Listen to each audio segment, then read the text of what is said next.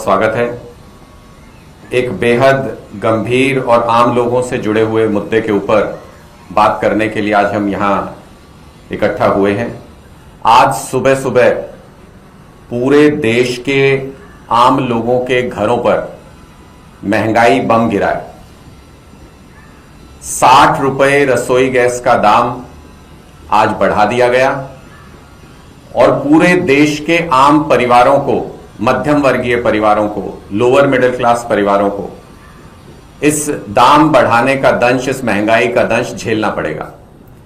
आश्चर्य की बात यह है कि कल ही सरकार के मंत्री हरदीप पुरी जी ने यह कहा था कि पेट्रोलियम पदार्थों की कोई कमी हमारे सामने नहीं है और दाम बढ़ने का कोई सवाल नहीं है।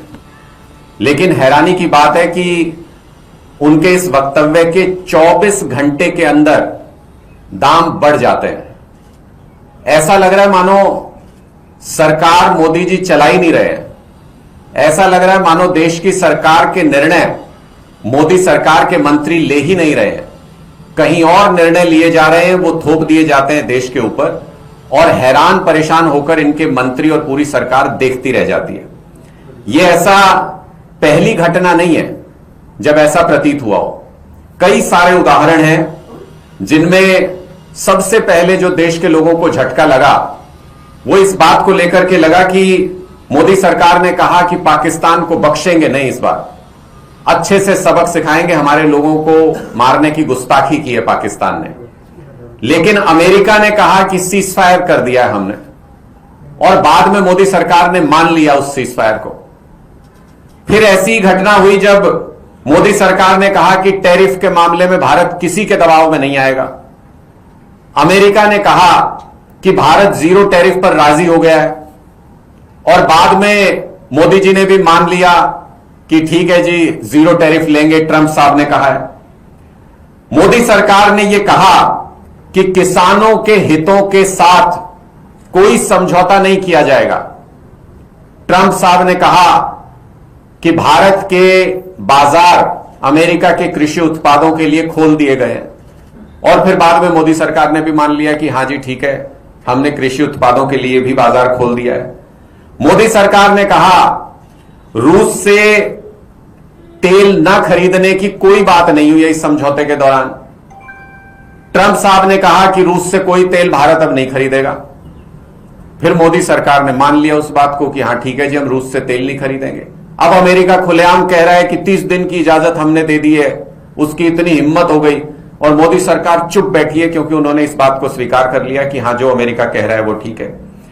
इसी तरीके से मोदी सरकार ने ईरान के नेवल शिप को आमंत्रित किया था एक शांतिपूर्ण एक्सरसाइज के लिए देश में, और उसको वापस लौटते वक्त हमारे मेहमान को एक शांतिपूर्ण ज्वाइंट एक्सरसाइज में शामिल होने के लिए आए हुए नेवल शिप को अमेरिका ने हिंद महासागर में उड़ा दिया और मोदी जी ने चुपचाप इसको भी स्वीकार कर लिया। इसी कड़ी में जो ये दाम आज 60 रुपए बढ़ाए गए हैं, मोदी सरकार ने कहा कि दाम नहीं बढ़ेंगे, 60 रुपए दाम बढ़ा दिए गए और मोदी सरकार ने चुप्पी साध रखी है, इसके ऊपर कोई बयान नहीं आया। इसका मतलब इन बढ़े हुए दाम को भी स्वीकार कर लिया। अब लोगों को डर इस बात का लग रहा है कि क्या आने वाले दिनों में आजकल में पेट्रोल और डीजल के दाम भी इसी तरह से बढ़ जाएंगे, हमारे ऊपर थोप दिए जाएंगे, और मोदी सरकार और उनके मंत्री मूक दर्शक बनके इसको देखते रहेंगे। सवाल यह है कि आखिर देश चला कौन रहा है? मोदी जी कहां दुबक के बैठे हैं? मोदी जी कोई प्रतिक्रिया क्यों नहीं देते? इतने डरे हुए क्यों हैं मोदी जी? अब तो यह भी समझ नहीं आ रहा, हमें ही समझ नहीं आ रहा, लोगों को भी समझ नहीं आ रहा कि अगर हमें यह दाम घटाने की मांग करनी है तो मोदी जी से करें या सीधे ट्रंप साहब से ही रिक्वेस्ट करें कि दाम घटा दीजिए, पेट्रोल डीजल गैस के दाम मत बढ़ाइए देश के अंदर। लोग इतने कंफ्यूज हैं कि कौन चला रहा है। केजरीवाल जी ने यह कहा है अभी कि मोदी जी, अगर आपका कोई राज अमेरिका के पास है, अगर आप किसी तरीके के दबाव में हैं, तो जरूरी नहीं है कि इस कुर्सी के ऊपर बैठे रहना है। इस कुर्सी को छोड़ के साइड हट जाइए, कोई आपके ऊपर सवाल नहीं उठाएगा, कोई प्रश्न चिन्ह नहीं उठाएगा। लेकिन देश के लोगों को इस तरीके से दूसरे मुल्कों के हवाले मत कीजिए, देश के लोगों को इस तरीके से बेचिए मत, और कम से कम अपने देश के निर्णय लेने की क्षमता चुनी हुई सरकार के पास ही रहे, इतना सुनिश्चित किया जाना चाहिए। जिस तरीके से मोदी सरकार लगातार क्रेडिबिलिटी लूज कर रही है, उसको देखते हुए यह समझ में आ रहा है कि निर्णय लेने की क्षमता मोदी सरकार की खत्म हो चुकी है, वो पूरी तरह से पंगु हो चुके हैं। जो निर्णय बाहर लिए जाते हैं, हमारे मार्केट के डिसीजन, हमारे प्राइसेस के डिसीजन, हमारे ट्रीटी के डिसीजन, हमारे स्वाभिमान के डिसीजन, हमारे स्वाभिमान के फैसले भी अब देश से बाहर लिए जा रहे हैं, और उनको आंख बंद करके सर झुका के मोदी जी स्वीकार कर ले रहे हैं। देश के लोगों में इस बात को लेकर के चिंता है कि क्या आने वाले दिनों में पेट्रोलियम पदार्थों के प्राइस, जिसमें गैस, पेट्रोल, डीजल शामिल हैं, वो सरकार के झूठे आश्वासन के बाद भी लगातार बढ़ेंगे?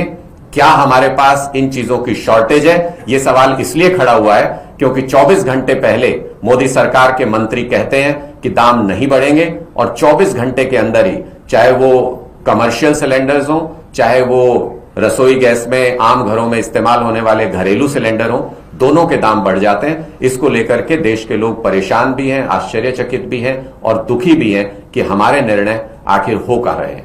बहुत बहुत शुक्रिया। आपके कोई सवाल है तो आप पूछ सकते हैं। अनुराग जी, अभी रोहित पवार मिलके गए हैं अरविंद जी से। उन्होंने मांग की है कि जो सेशन होने वाला है उसके अंदर इंडिया अलायंस एकजुट होकर ये दबाव बनाए कि अजीत पवार का जो हादसा था उसकी एक निष्पक्ष जांच होनी चाहिए, जो कि महाराष्ट्र में वो जांच हो पाएगी, इसकी उनको संभावना कम लग रही है। नहीं, देखिए, निश्चित तौर पे इस बात से तो सभी सहमत हैं कि जिन परिस्थितियों में जिस तरीके से वो हादसा हुआ, उसको लेकर के कई सवाल लोगों के मन में हैं, और अगर उनके परिवार से इस तरीके की मांग है, अगर उनके परिवार के लोग इस तरीके की मांग कर रहे हैं, तो परिवार को और जो उनके समर्थक थे, जो उनके फॉलोअर्स थे, उनको सेटिस्फाई करना ये सरकार की जिम्मेदारी है। जिस भी तरीके की जांच से ये संभव हो, वो जांच होनी चाहिए। और आम आदमी पार्टी ने पहले भी ये स्पष्ट किया है कि किसी भी तरीके की अगर शक शुबा की कोई गुंजाइश है तो उसको दूर किया जाना चाहिए। कोई भी पब्लिक फिगर का अगर इस तरीके के रहस्यमय तरीके से या अचानक से इस तरीके का इंसिडेंट होता है, तो उस पर उठने वाले सवालों के जवाब देना सरकार की जिम्मेदारी है। उसके लिए जो जांच जरूरी है वो होनी चाहिए।